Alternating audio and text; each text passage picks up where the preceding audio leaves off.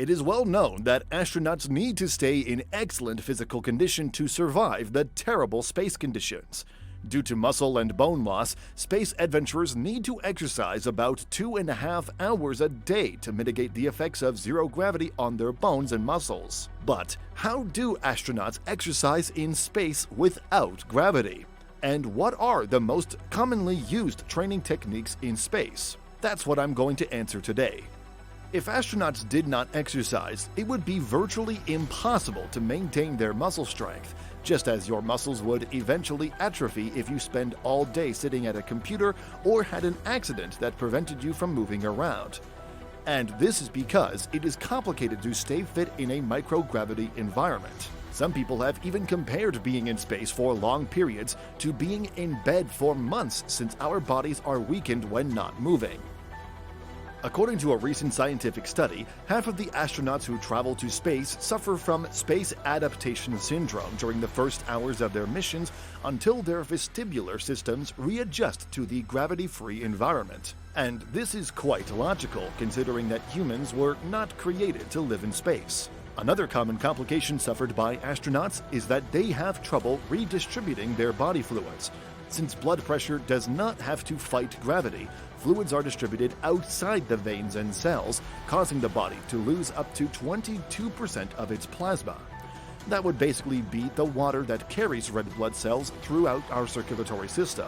The consequences of this process can lead to the heart beginning to atrophy due to having less blood to pump, causing a condition known as arthrostatic intolerance. So yes, living in space is not as easy as the movies make it look. However, one effect that astronauts are most concerned about is the rate at which their bones degrade due to the lack of gravity. According to researchers, it is estimated that 6 months in space can result in a loss of 11% to 17% in strength, 10% in endurance, and 2% to 7% in bone density. Fortunately, there are exercise regimens capable of keeping these values as low as possible and keeping our astronauts' bodies healthy, such as the ones I'm about to show you.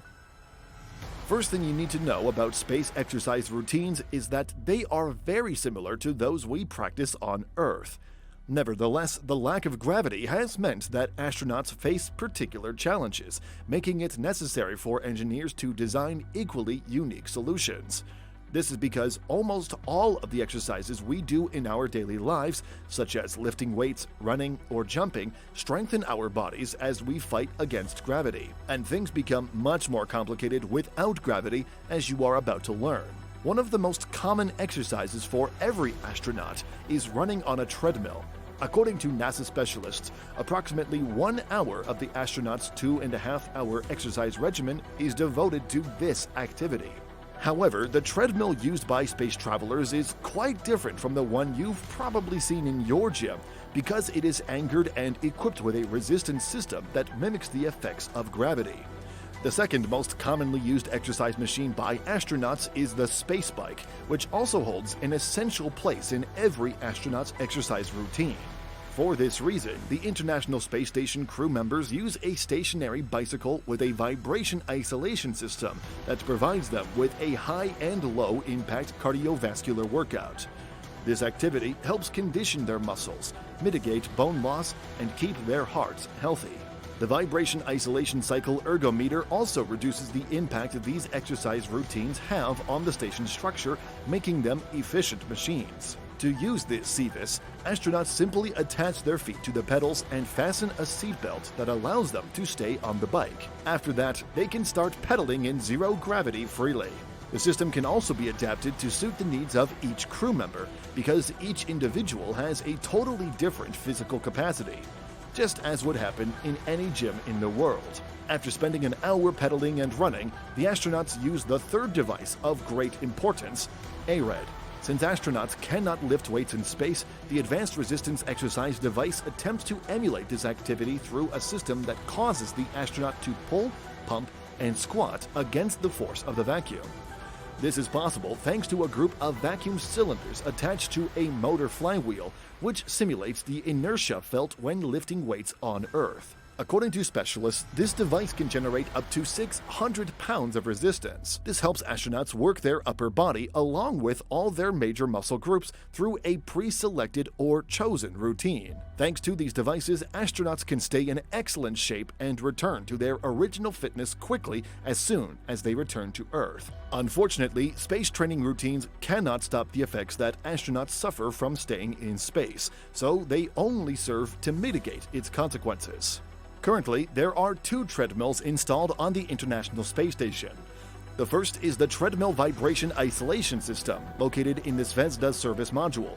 The second is the Combined Operational Load-Bearing External Resistance Treadmill, also known as Colbert, located in the Tranquility module. And, of course, there is a link between this device and the comedian. After NASA conducted a survey to name both devices, Colbert's fans got the treadmill named after Colbert.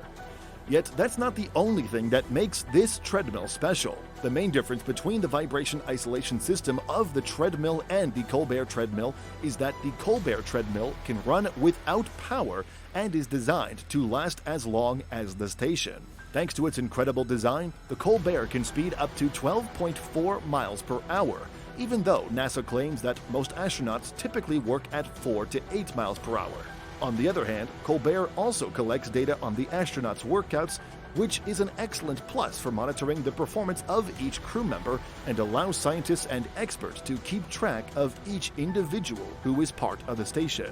Currently, NASA is looking for astronauts to burn between 250 and 500 calories while running on this treadmill, although these values could be modified depending on future research results.